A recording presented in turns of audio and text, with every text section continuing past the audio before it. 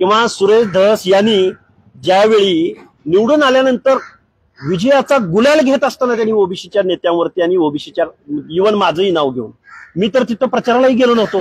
त्यामुळे सुरेश धसांचा हा खरा जातीवादी चेहरा समोर आलेला आहे।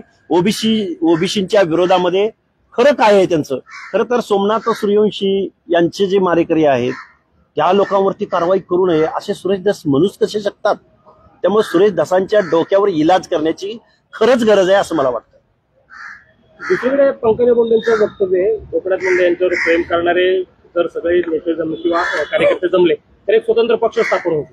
हे बघा, पंकजाताई एका पक्षाच्या वरिष्ठ नेत्या आहेत, त्यांनी काय करावं किंवा करू नये यापेक्षा आज रोजी एका ओबीसीच्या संघटनाची, लढाऊ संघटनेची या महाराष्ट्रामध्ये गरज आहे।